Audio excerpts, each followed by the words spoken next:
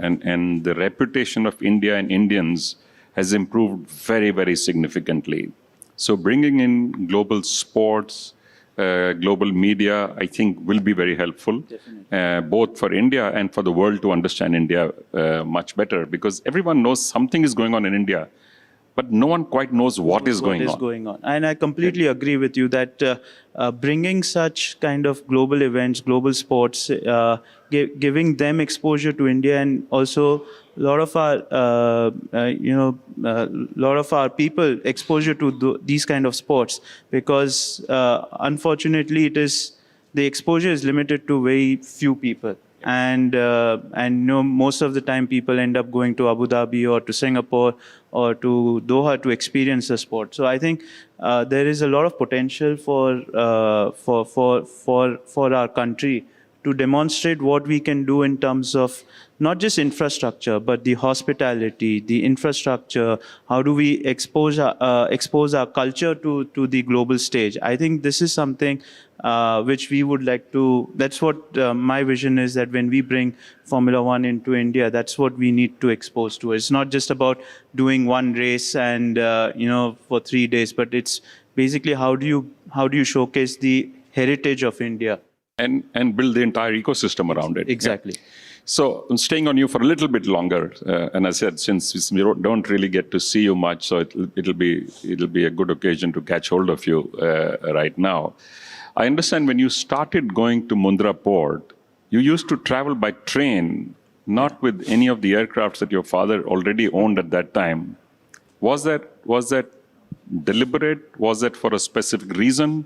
Is it something unique you learned on those train journeys? What was going on? No, so I'll tell you, it's a very interesting story. So, I finished my finals. I was at Purdue and I finished my final exam of 4th year in May. And I remember the next day he said that just come back to India, because we had almost a 10-day break before the convocation to happen. He's like, why are you going to waste 10 days? Just come back to India. So I came back to India. And the day I landed, okay, one night he gave me. The next day morning, he's like, shouldn't you be going to office? I'm like, sure. I just finished college, but okay, sure. So he's like, I met him in the office, and then he's like, okay, so what do you want to do? So I said, port sounds interesting. So he called Dr. Malema Devya, who was running our port business at that time. He was the one who built the whole Mundra port and was running the port business. So he called him and he's like, okay, take him to tonight itself, just take him to Mundra, just send him to Mundra. So so I first journey happened. I didn't know where the train is going to stop, where do I need to get off, but it was interesting. So directly from US to Mundra. But I think, so first year was very interesting for me because I was put on the field. I was not given any office space, no desk, nothing. I was told to spend time completely on field, be on the coal yard, be on the jetty, learn everything in terms of detailing, how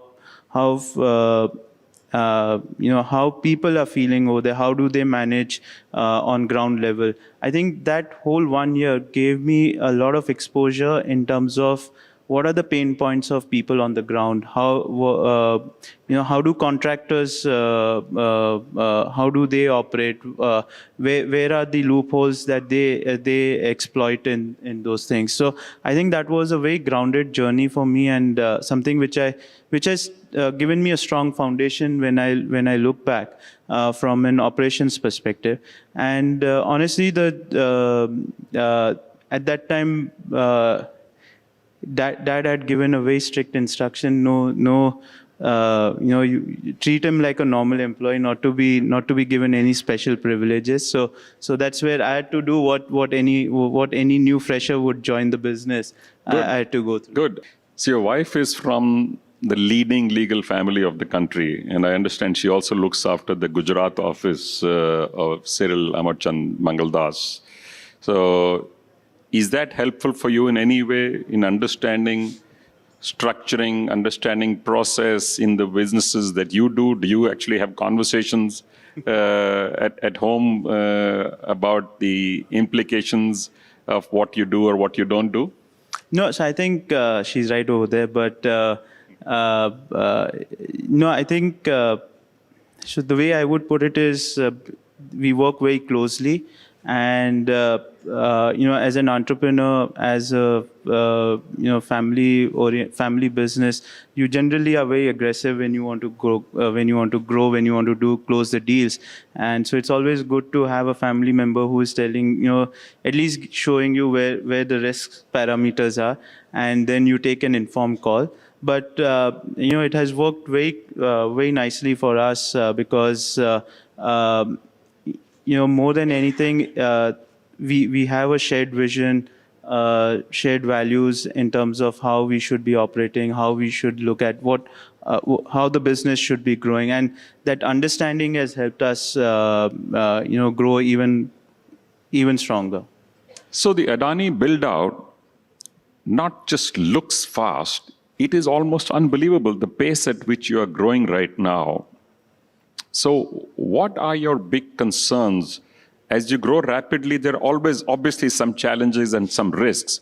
So what do you try and protect? Do you try and protect the speed? Do you try and protect the predictability? Do you try and protect the scalability? What are your big concerns as you grow? So I think it's a very good question, and there is something that we have been, for the last 2 years, it's something that we have been deeply thinking about, and based on that, we are making a lot of changes in the organization. So two things that we have noticed, that as we have scaled, we find that we have become slow and quite fat. So what we feel is, if you want to continue to grow, as a group, we are committed to doing greenfield capex of 2 lakh crores every year for the next 5 years. So if we have to physically execute this kind of capex, it's impossible to do it in the current method, right? So for us, what matters is speed and scalability. I think what we are going through as an organization is the transformation in terms of, if we have to protect these two things, what are the non-core activities that we are still continuing from the past, and which we can shed, bring in partners, bring in other stakeholders who can help us and drive that. And we rather focus on the large projects, focus on scale, and focus on executing for the business purpose, not for executing for an execution purpose. So I think that's a big change that we are going through. So good. So while on this, so what is it in our system currently that still bleeds time and money as a resource, like a slow puncture in everything that you do? And because you've actually thought about this now, in sense of sharpening your focus on the key areas, the core areas, capacity addition, of course, is a delight. Everybody likes to grow. So what has been your learning is, what are the parts that you do not want to give up control of as this goes on? So I think there's 2 parts. I want the first one as well. What is it that causes this pain and the problems? Sure. So I think as you become bigger and as your scale becomes bigger, the pain point becomes and the layers, as you become bigger, your layers in the organization increases, right? So I'll just give you an example. Today, from chairman to the bottom level, we have in the group 16 layers, right? And what happens with that is, you can't fix accountability because everybody's pushing the buck up or down, right? So when some issue comes, then it's the bottom-most who gets held accountable. If something good is happening, then it is basically the top management which takes the whole credit, right? So I think that is if you ask me, that is a pain point. We realized very quickly that actually the people on the ground who are executing, they are the ones who are bringing value. And we need to make sure that they are given the voice at the top to make sure that what is the ground reality. is being brought on table so that decisions are made correctly. I think the second point which you asked, second question, is what we want to hold and what we don't want to. So I'll give you an example. In terms of port operations, right? Today, the way traditionally how we have been operating is we operate every part of the port. So we have our own operators, we have our own truck drivers, we have our maintenance crew, we have everything. And it worked for us because there was not enough ecosystem at that point of time, good ecosystem to help us drive this objective. Now, as we move forward, what we have done is we've brought in partners, long-term partners with a horizon of 10, 15, 20-year contracts. We said, you operate the whole terminal for us. Our team is going to and you give us the productivity, you give us the uptime. Our job is to make sure that we bring in technology, so there is a continuous improvement in the system. And the second thing that what we've done is we have merged this thing with our skill development. Because one of the objectives that we want, and I'm sure every industry is facing, is the whole attrition of skilled manpower. Right? Because in India, you have 1.4 billion people. One side, we say that there is a lot of unemployment. Other side, industries are struggling to find trained manpower. So one of the things that we've done is we have mapped this with our skill academy, where from any project that we have, the hiring, skilling has to be done within the 50-kilometer radius. So you have to give skilling and opportunity to the local youth over there. So with that, two things happens. One, the attrition rate reduces because the stickiness is there of being from that area, geography. And second, you have a continuous pool of people coming in.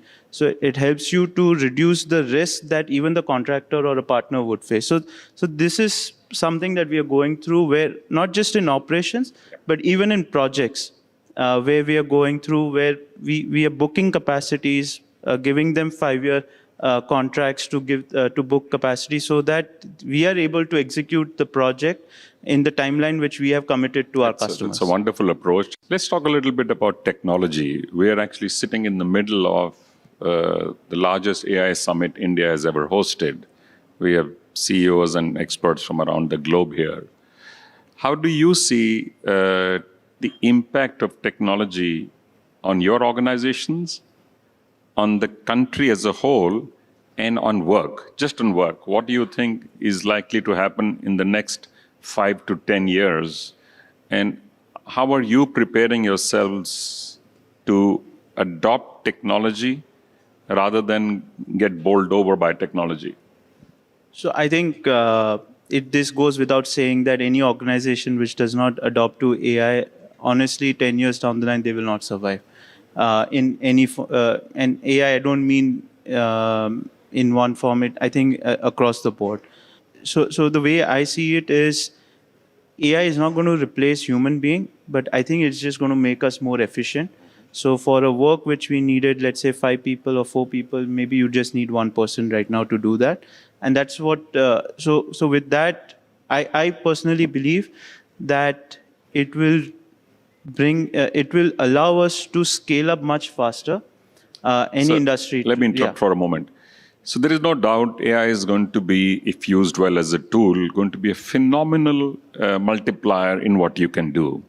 But it's also a fact that before people get reskilled, retrained, and get onto new opportunities, which will come because of technology and AI, there is going to be massive job losses as well. How do we handle the social outcome of that?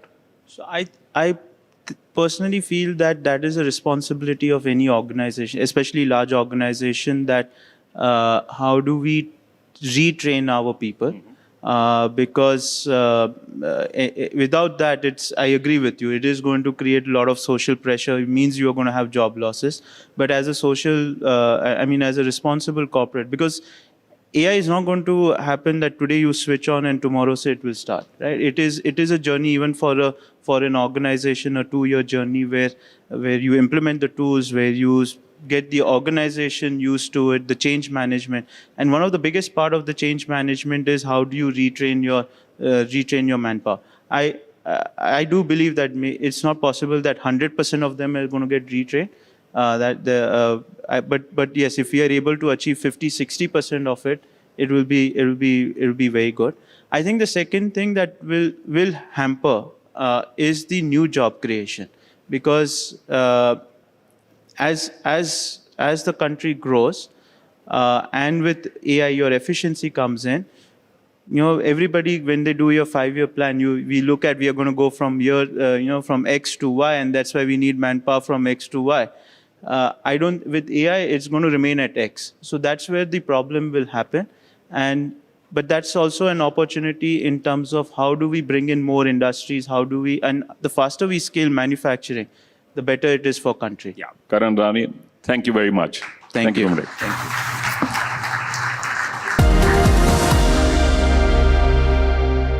प्रायोजक हैं कमला पसंद, 60 सालों से अनोखा स्वाद, और अंबा शक्ति SDT। ये कप है दुनिया का सपना, लेकिन इसे जीतेगा सिर्फ इंडिया। एक्शन, थ्रिल और रोमांच के साथ T20 के हर मैच में हाई रहेगा जोश। हमारे साथ देखिए कौन बनेगा 20 का बॉस, सिर्फ NDTV इंडिया पर। जनता के पास सवाल ही सवाल है, जवाब ढूंढने को वो देखती है न्यूज और देखती है यहां तो सवालों का मायाजाल है। ऊपर से ही अलग फाइट, कोई पूरा लेफ्ट तो कोई पूरा राइट है। बीच में मुद्दे के साथ कौन है, जनता को जवाब चाहिए। इसीलिए सवालों की परेड नहीं, मैं लाऊंगा खबरों की कचहरी। मैं शुभांकर मिश्रा, मेरे साथ देखिए कचहरी सिर्फ NDTV इंडिया पर। आज आप देखेंगे खबर का खबाड़ा कैसे बनता है। कुछ लोग खबर लेकर आते हैं, कुछ लोग उसमें मसाला लगाते हैं, कोई उसमें एजेंडा तो कोई प्रोपेगेंडा, कोई मेलोड्रामा तो कोई हंगामा मिक्स कर देता है और आप तक पहुंचते पहुंचते हो जाता है खबर का खबाड़ा। ऐसे में जरूरी हो जाता है वो रिपोर्टर जिसकी हो सत्ता के गलियारों तक पकड़ और जो लगाए खबरों पर विश्वास की मोहर, या यूं कहिए विकास की मोहर।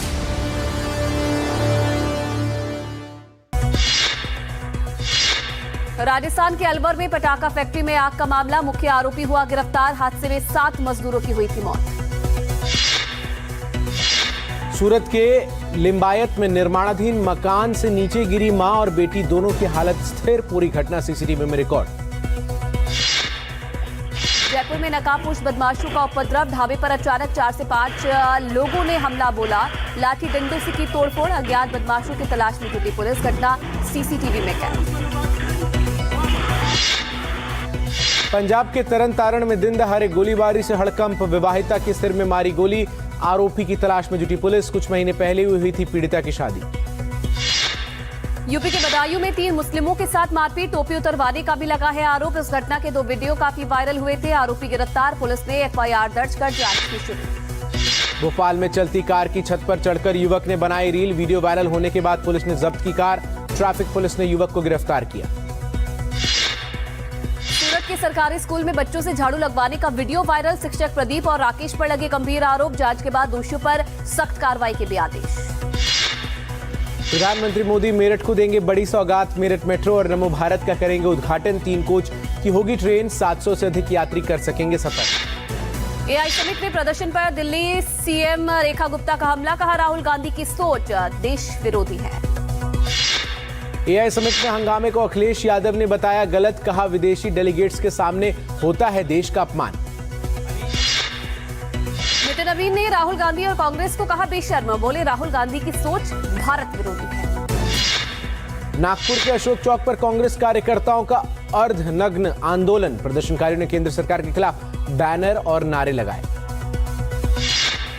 शिवसेना शिंदे गुट की प्रवक्ता शाइना NC का बयान, भारत की पहली नमो भारत RRTS और मेरठ मेट्रो का उद्घाटन करने पहुंचे प्रधानमंत्री मोदी, मुख्यमंत्री योगी भी हैं साथ।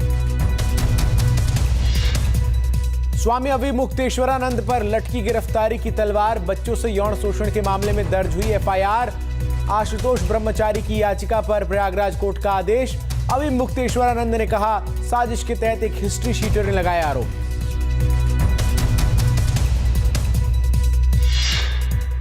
भारत में आतंक फैलाने की बड़ी साजिश बेनकाब, आईएसआई और बांग्लादेश के आतंकी संगठनों की शय पर साजिश रचने वाले 8 संदिग्ध तमिलनाडु और पश्चिम बंगाल से गिरफ्तार, सभी को लाया गया दिल्ली। गिरफ्तार आरोपियों में 6 बांग्लादेशी नागरिक।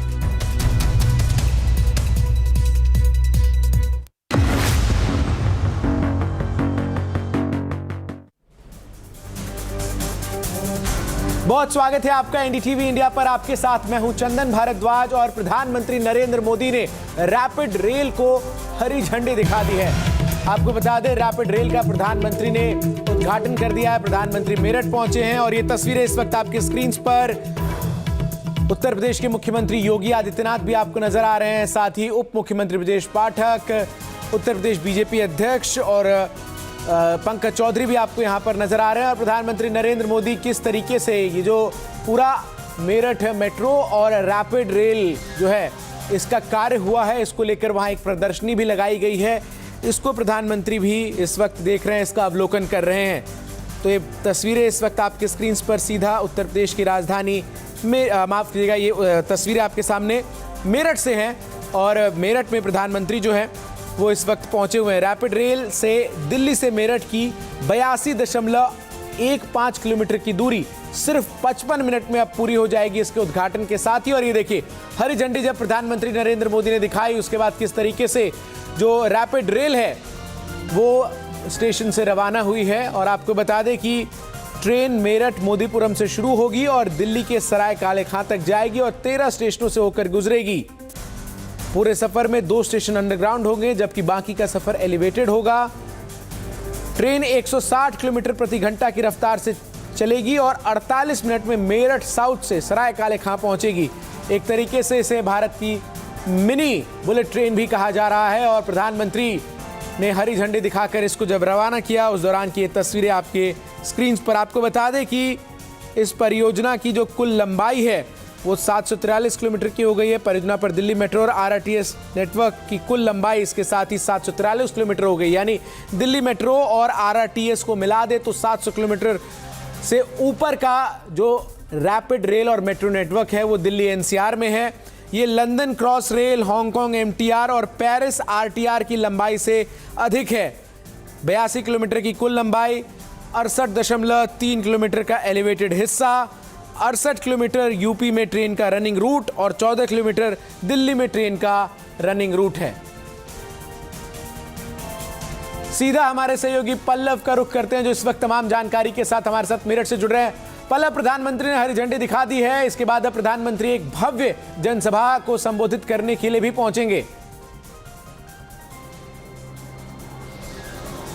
बिल्कुल चंदन, देखिए प्रधानमंत्री नरेंद्र मोदी जो है मेरठ पहुंच चुके हैं और यहां पर उन्होंने शताब्दी नगर जो स्टेशन है वहां पर जो है नमो भारत ट्रेन और जो मेट्रो है उसका उद्घाटन किया है और वहां पर एक प्रदर्शनी लगी हुई है, उसका जो है प्रधानमंत्री जो है उसको देख रहे हैं, उनको अधिकारी जानकारी दे रहे हैं पूरे प्रोजेक्ट के बारे में।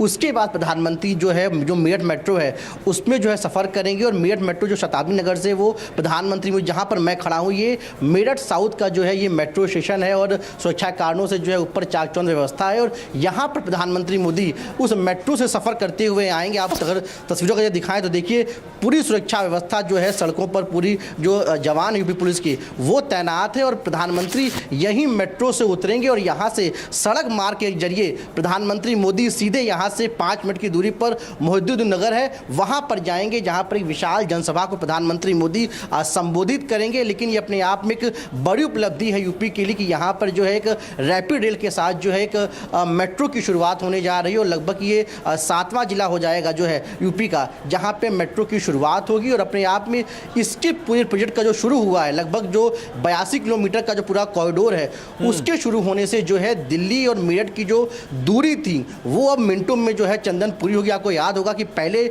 सड़क मार्ग से लगभग 2 से ढाई घंटा लगता था, लेकिन अब जब ये पूरी परियोजना को जो है आज प्रधानमंत्री ने अमली जामा पहना दिया है और उसको राष्ट्र को समर्पित कर दिया है तो इससे जो कनेक्टिविटी है वो दिल्ली एनसीआर के लोगों को, मेरठ के लोगों को, मतलब आपने तो खुद इस काफी रैपिड रेल की सवारी भी की थी, जो वहां से रिपोर्ट्स भी भेजी थी। कैसा अनुभव रहा इस रैपिड रेल में सवारी का, और जो तमाम लोग मेरठ से अब दिल्ली का सफर करेंगे उनके लिए कितना सुगम रहने वाला है, आरामदायक रहने वाला है?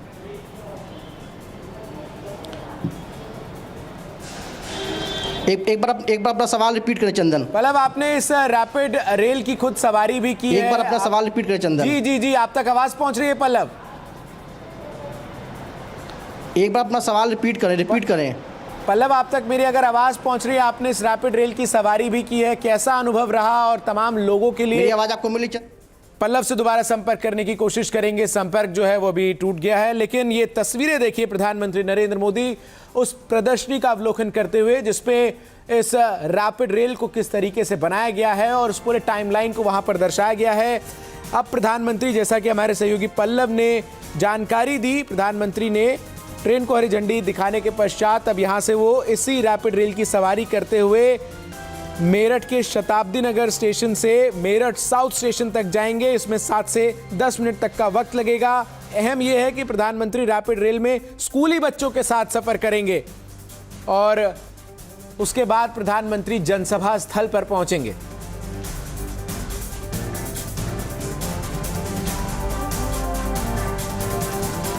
बिल्कुल, तो तमाम तस्वीरें लगातार हम आपको दिखा रहे हैं। वहीं हमारे सहयोगी पल्लव मिश्रा लगातार ग्राउंड जीरो से तमाम अपडेट्स पहुंचा रहे हैं। कुछ देर पहले पल्लव मिश्रा ने जायजा लिया कि आखिर कैसी है ये रैपिड रेल और किस तरीके से सुविधाएं हैं। जरा उनकी एक रिपोर्ट देखते हैं। तो करीब 40 मिनट की यात्रा करके हम दिल्ली के सराय काले खास से मेरठ के बेगमपुरा स्टेशन पे पहुंच गए हैं नमो भारत ट्रेन के जरिए। और देखिए, इसी ट्रेन से हमने अपने सफ़र की शुरुआत की थी 12 बजे और 12:40 पर हम जो है स्टेशन पे पहुंच गए हैं। लगभग ये जो स्टेशन है, इस स्टेशन की खास बात ये कि आप इधर देखिए, ये नमो भारत ट्रेन है और आप दूसरी तरफ देखेंगे तो आपको मेट्रो की, यहाँ पे जो मेरठ मेट्रो है जिसकी शुरुआत जल्द ही होने वाली है, उसकी भी सुविधा आपको एक ही स्टेशन पर मिलेगी। लगभग जो पूरा ये 82 किलोमीटर का जो कॉरिडोर है, इसमें 70 किलोमीटर जो है वो एलिवेटेड कॉरिडोर है और 12 किलोमीटर जो है वो अंडरग्राउंड कॉरिडोर है, जिसमें दिल्ली का जो आनंद विहार स्टेशन है और ये जो बेगमपुरा स्टेशन है, ये दोनों जो हैं वो अंडरग्राउंड स्टेशंस हैं। और यहाँ पे आपको जो ये स्टेशन है, यहाँ पर आपको मेट्रो और नमो भारत की सुविधा दोनों तरफ से आपको देखने को मिलेगी। ये पूरा मेरठ का क्षेत्र है और आप देखिए, अगर आपको मैप के जरिए दिखा सके तो आप देखिए, इस वक्त हम बेगमपुरा में मौजूद हैं और बेगमपुरा के आगे एक आखिरी स्टेशन पड़ता है मोदीपुरम, जहाँ लिखा है A21 और इस वक्त हम A17 में हैं। इसके अगर आप देखेंगे तो यहाँ पे बीच में आपको जो ब्लू लाइन दिख रही है वो मेट्रो की है, यानी बेगमपुरा के बाद आप देखेंगे तो मेट्रो स्टेशन है वो MES कॉलोनी, दौरी, मेरठ नॉर्थ, उसके बाद फिर आखिरी स्टेशन जो है वो मोदीपुरम है, जहाँ तक ये नमो भारत जाएगी और जो मेट्रो है वो जाएगी मोदीपुरम डिपोट स्टेशन तक, यानी वहाँ पे भी आपको जो है जहाँ पे बस अड्डा होगा। यानी एक प्रकार से जो MMTS मॉडल का जिक्र हमने शुरुआत में किया था कि इस रैपिड रेल के शुरू होने के बाद लोगों को सुविधा मिलेगी, उसकी तस्वीर हम जो है देख रहे हैं। और इसके अलावा ये जब ट्रेन शुरू हो जाएगी तो आप समझ लीजिए कि लगभग 50 मिनट में जो है लोग वो अपनी यात्रा को दिल्ली से मेरठ तक पूरा कर सकेंगे। इसमें वो तमाम लोगों को लाभ मिलेगा जो प्रतिदिन अपने व्यावसायिक तौर पर कामकाज की वजह से प्रतिदिन यात्रा करते हैं। कुछ सड़कों से लंबा ट्रैफिक जाम लगता है, लोगों को सबसे बड़ी दिक्कत होती है कि हाईवे तो बन गया लेकिन शहर में पहुंचने के बाद, मेरठ में पहुंचने के बाद या फिर दिल्ली में पहुंचने के बाद लंबे जाम से गुजरना पड़ता है। लेकिन जब ये शुरू हो जाएगा तो उस जाम से लोगों को निजात मिल जाएगी और लोग मिनटों में जो है शहर के अंदर भी, मेरठ के अंदर भी वो सफ़र कर सकेंगे। और ये तस्वीरें इस वक्त आपको हम दिखा रहे हैं, अब सीधा आपके सामने रखते हैं, जो प्रधानमंत्री नरेंद्र मोदी की आ रही हैं, जहां प्रधानमंत्री ने हरी झंडी ट्रेन को दिखाने के पश्चात खुद ट्रेन में इस रैपिड मेट्रो में सवारी भी की। और ये देखिए, प्रधानमंत्री स्कूली बच्चों के साथ इस रैपिड रेल नमो भारत में सवारी करते हुए नजर आ रहे हैं। इसके साथ ही प्रधानमंत्री जो है उन्होंने उन श्रमिकों के साथ भी, उन इंजीनियर्स के साथ भी बातचीत की इस यात्रा के दौरान, जिन्होंने इस पूरे नमो भारत रैपिड रेल को बनाने में कार्य किया है। इसके अलावा प्रधानमंत्री अलग अलग